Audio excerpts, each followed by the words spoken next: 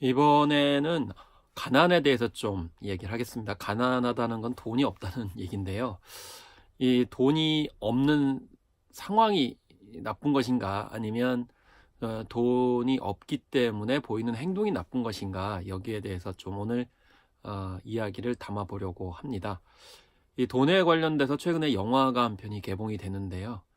유지태와 유준열 주연의 영화 돈이 되겠습니다. 이름이 참 원색적이죠. 영화 이름이 돈이라고 하니까 아예 노골적으로 돈 이야기를 하겠다는 건데요. 사실 영화 내용도 노골적입니다. 주인공이 젊은 그 주식 거래인이죠. 그 역할을 유준열이라고 하는 젊은 배우가 맡았는데, 처음부터 대놓고 얘기합니다. 나는 부자가 되고 싶어서 주식 거래인이 됐다, 이렇게 얘기를 합니다.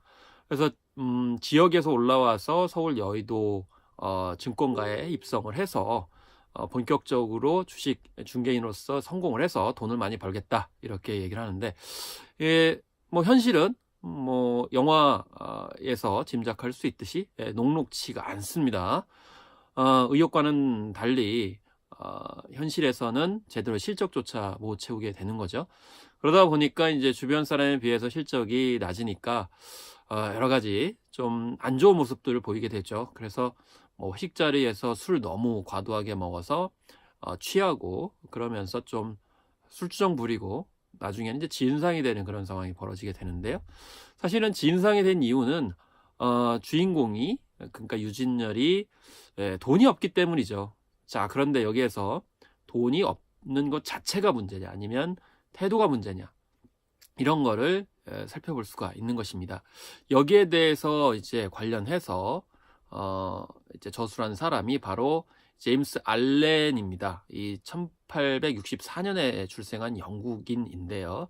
기업의 CEO도 했고, 나중에 그런 경험을 바탕으로 해서 인생에 관련된 책을 쓰죠. 바로 인생 연금술이라고 하는 책을 쓰게 됩니다. 이 책의 171에서 172쪽을 좀 먼저 읽어보고 우리가 아까 살펴보기로 했던 영화 돈에 관련된 이야기를 좀 마무리 짓도록 하겠습니다. 우선 내용을 보면요. 이 대도시에서 흔히 보게 되는 빈곤은 혐오감을 느끼게 하는 초라한 모든 것이 결부됩니다. 욕설, 술주정, 타락, 나태, 부정직, 범죄와 같은 것에 결부되는 것입니다. 그러면 최악은 무엇일까요? 빈곤일까요? 죄일까요? 대답은 말할 것도 없이 죄입니다. 빈곤에서 죄를 배제하면 빈곤이 지닌 가시는 없어집니다. 선이나 기품 있는 목표로 바뀌는 일이 됩니다. 그래서 이 빈곤 자체가 문제가 아니고, 그거를 대하는 태도, 여기에 따라서 죄를 발생시키는 것, 이것이 더 문제라는 거죠. 그럼 결국에는 우리가 어떤 태도를 보이는가가 중요하다라는 것을 제임스 알렌이 얘기하고자 하는 건데, 이 독특하게도 갑자기 영국인의 책에 공자가 나옵니다. 이 사람은 동양 철학도 굉장히 공부를 많이 했는데, 이 공자의 어느 대목을 인용했을까요? 이 구체적으로 내용을 보면, 공자는 인덕이 있는 인물의 예로서 안회라는 가난한 제자를 들어서 유복한 제자들에게 이렇게 말했습니다. 그는, 그러니까 안회는 대단히 가난했기 때문에 밥과 물만으로 살지 않을 수 없었고, 폐가나 다름없는 오두막에 살 수밖에 없었다. 하지만 불평등은 일체하지 않았다. 이렇게까지 가난할 때 다른 사람이라면 불평을 하고 비참해질 것이다. 그런데 그는 평정을 전혀 잃지 않고 있었던 것이다. 이렇게 적고 있습니다. 뒤이어서 알렌은 빈곤은 기품 있는 인격에 상처를 줄 수 없고, 그와 같은 인격을 더 끌어올릴 수 있습니다.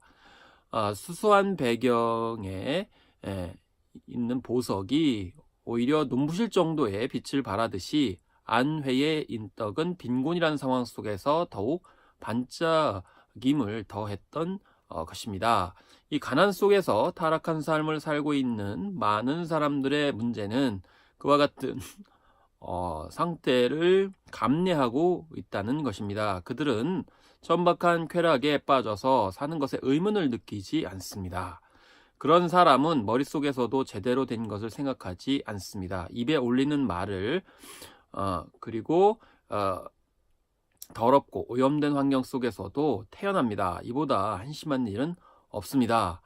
여기에서 또 빈곤이 하나의 마음의 상태에 이르게 됩니다. 그것을 해결하려면 외적 상태가 아니고 내적으로 바꿔나가지 않으면 안 됩니다. 이 마음속을 정화시켜 마음의 배려를 철저히 해야 합니다. 그렇게 하면 지저분한 환경에 둘러싸여 만족하지 않게 되고 타락한 생활을 하지 않게 될 것입니다. 마음속을 정리하면 집안도 정리할 수 있습니다. 본인의 마음의 밸런스를 회복하는 것은 주의를 정연하게 정리하는 사실에 따라서 타인의 눈에도 명확해집니다. 이 마음의 변화가 곧 인생의 변화로 나타나는 것입니다. 이렇게 이야기를 하고 있습니다. 알렌이 중요하게 생각을 하는 것은 가난한 그런 삶 자체가 중요한 것이 아니고 그것을 대하는 태도, 품격이 굉장히 중요하다 이렇게 얘기를 했습니다.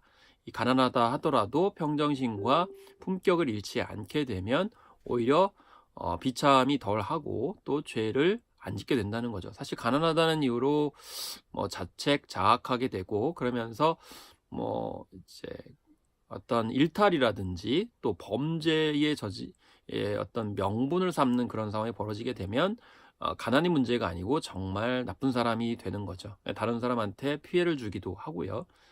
그래서 오히려 이 가난으로 인해서 가난한 사람한테 위해를 주고 더욱더 이제 가난하게 만드는 상황들이 벌어지기 때문에 이 가난 자체를 여길 때 어떻게 우리가 태도에 임해야 되는지를 알 수가 있습니다. 다시 영화 돈으로 돌아가게 되면 유준열은 자신이 가난했고 가난을 탈출하기 위해서 불법도 이제 불사하는 그런 상황이 이릅니다. 그래서 번호표, 그러니까 주가 조작을 주도해서 돈을 막대하게 벌고 또 그것을 오로지 이제 목적으로 삼는 번호표. 번호표가 바로 유지태라는 배우가 맡은 이 캐릭터죠. 그래서 그 캐릭터가 주가 조작을 제안하게 되고 그것을 유준열은 받아들이게 됩니다.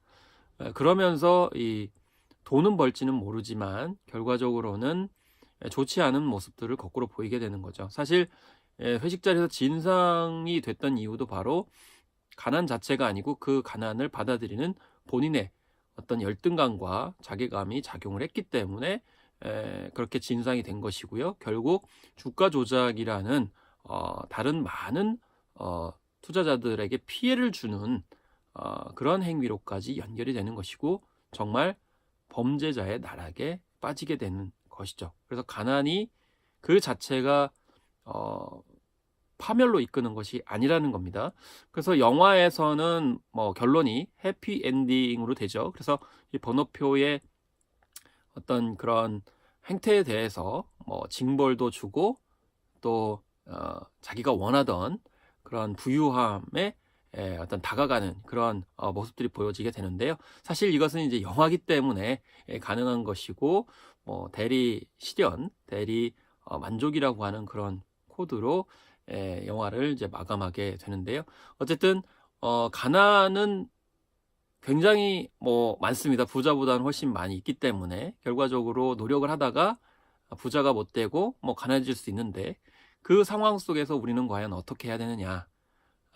우리 자체가 스스로 가난 때문에 기존에 가지고 있었던 것마저도 예를 들면 마음의 그런 평정 혹은 마음의 자산까지도 해치지 말아야 되겠다라는 얘기를 이런 제임스 알렌의 인생 연금술에서 이 적은 돈에 관련된 태도 부분에서 우리가 알 수가 있겠습니다. 그래서 영화 돈을 보고 이런 제임스 알렌의 인생 연구에서 보인 그런 이 돈에 대한 태도를 다시 한번 생각해 보면 좋겠습니다.